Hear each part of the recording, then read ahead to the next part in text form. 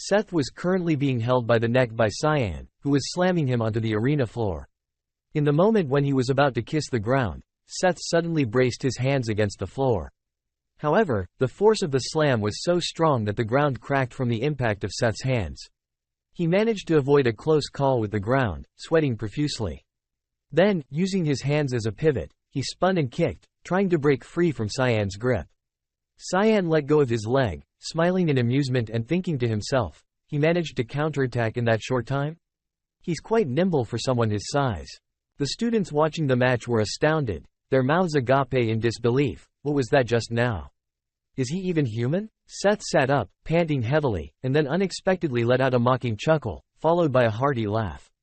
Despite being overpowered by Cyan, he was incredibly exhilarated. I lose in swordsmanship, Cyan vert. But as a battle enthusiast, he was not ready to admit defeat so easily. He stood up, flexing his muscles, and his magical energy surged with an impressive aura. Now I have to win no matter what it takes. I'm going to give everything I have into this fight. Cyan slung his sword over his shoulder, looking at Seth with a faint smile. Bring it on, my friend. Cyan seemed indifferent, thinking to himself, what a tiring dude. Seth stomped his right foot on the arena floor to gain momentum, shattering the ground beneath him. He loudly reminded, you give it your all too. Then he unleashed his magical power, causing his sleeves to tear apart. The arena floor around him cracked and shattered severely due to the force of his magical energy. He looked at Cyan with eyes shining brightly, laughing maniacally, his magical power raging around him. He shouted, Cyan vert. The principal, watching from above, stroked his beard thoughtfully. Are they going to fight with magic now? What a bunch of bold children. They aren't using both magic and swordsmanship simultaneously. Miss Sarika, sitting next to him, commented, seems like Cyan won the sword fight. The principal nodded in agreement. Indeed, he did. He thought to himself, Seth Shaharkin's physique rank was a Cyan vert's. It's quite an obvious result when you consider just the ranks. However, being fit is only the basic requirement to be able to manifest higher dimensions of spells. Student Seth is 3 stars in mana rank. That's the highest out of all the enrolled students. What will you do now, Cyan? Sarika, sitting beside him, was exuding an ominous aura. As an assassin, she hated being noticed by many people and seemed very displeased that Cyan had joined the fight. She cursed silently in her mind, Cyan, you're just begging for people to pay attention to you, huh? Back to the match. A giant sand hand emerged from the arena floor, reinforced with debris to increase its hardness and damage. This was one of Seth Shaharkin's skills, Death Fist. The sand hand was directly controlled by him. Seth stood still, throwing a punch towards Cyan, his body bulging with muscles. Cyan remained motionless, watching Seth's move without reacting, just pondering, we're fighting with magic now? The sand fist, controlled by Seth, slammed into the spot where Cyan was standing, shattering the arena floor and creating a large hole. However, Cyan easily leapt aside, dodging the punch effortlessly. As soon as Cyan's feet touched the ground, Seth launched his next attack to prevent Cyan from evading. Controlling the sand fist, he shouted, I won't let you escape this one. Despite his words, even after several more punches, Cyan dodged them all easily. Frustrated, Seth concentrated his magical power into his left hand and unleashed his skill, Desert Tooth. This skill caused sand columns to erupt from the arena floor. Cyan, while running, suddenly faced a sand column blocking his way. More sand columns appeared around him, forming a trap. Cyan was quite surprised by this. His expression turned serious. He lowered his stance and looked at Seth, thinking, Seth Shaharkin. His mana rank was assessed as 3-star. The sand columns aimed at Cyan and struck directly, causing a huge explosion. Sand and debris flew everywhere. The arena floor was severely damaged. Although Seth thought this move would trap Cyan, Cyan easily dodged it despite being surrounded. Standing aside, Cyan recalled the technique Seth had used and concluded, but considering this attack, he should be able to use even 4-star magic. The instructors who are maintaining the barrier might be having a hard time. Seth was panting heavily from exhaustion, his mana depleting. Despite repeatedly attacking, he continued to provoke Cyan. How long do you intend to run around, and avoid my attacks like a little rat? Cyan responded nonchalantly, then should I have just taken the attacks head-on?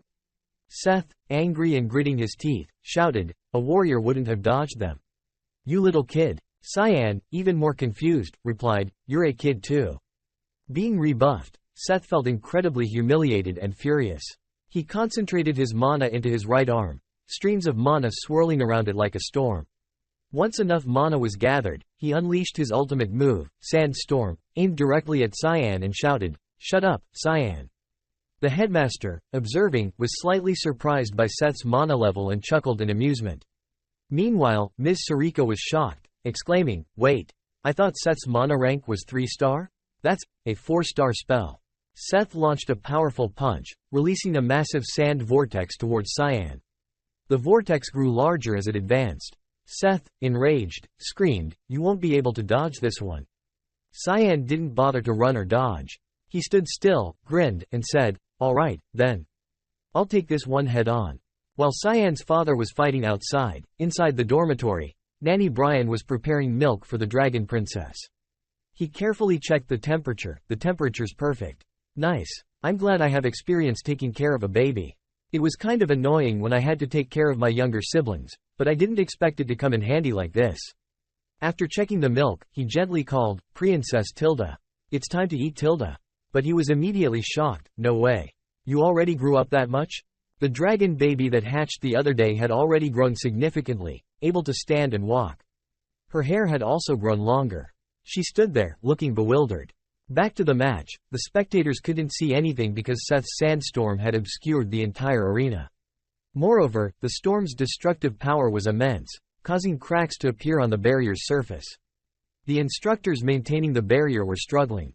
As Cyan predicted, everyone was shouting, "The protective barrier is on the verge of breaking down. Reinforce it." An instructor, pouring all his mana into strengthening the barrier, couldn't help but exclaim, How are just 2 students this strong? What's the dean doing? Can't he see how serious this is?"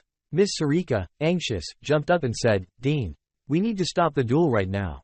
Contrary to everyone's tense reactions, the headmaster calmly replied, "Hold on, wait a bit." With his keen eye as a high-ranking mage, he immediately sensed something happening within the sandstorm. At that moment, Cyan was using his shadow magic skill called Secret Technique Expansion. Void Sphere. He created a sphere of dark mana in his palm. Miss Sarika began to recognize the technique Cyan was using. She was both surprised and astonished, and in her mind, she didn't want Cyan to reveal this move to the outside world. Cyan's void sphere gradually grew larger, absorbing all of Seth's sandstorm. The dark energy it emitted was incredibly intense, like a black hole devouring everything. The sandstorm weakened. The headmaster stroked his beard in amusement. "Cyan surprises me again and again in this fight. Ha ha ha." However, Sarika felt differently.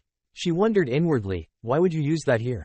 The void sphere continued to grow until it had absorbed the entire sandstorm. Finally, Cyan retracted the sphere into his hand. Seth stood to the side, panting heavily and looking bewildered, not understanding what had just happened. "Where did my sandstorm go?" The students watching were equally astonished. The spell suddenly disappeared. Was that black sphere also magic? I've never heard of magic like that though.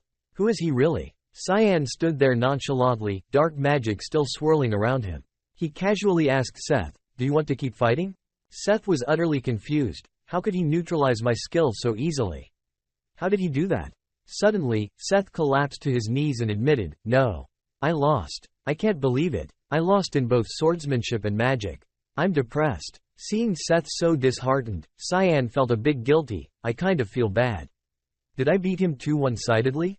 Suddenly, Seth punched the floor and shouted, "Good. Very good. I was tired of fighting weaklings anyway. I'm motivated to train. I don't know when it will be, but let's fight again." He then extended his hand and smiled at Cyan. "I don't know when it will be, but let's fight again. You'll accept the challenge then too, right?" Cyan looked Seth straight in the eyes and responded decisively, "No need, thanks." Thank you all for watching our video today. If you enjoyed it, please consider subscribing to our channel and turning on notifications so you won't miss any future uploads. Feel free to share your thoughts in the comments below about what you'd like to see next. See you in the next video.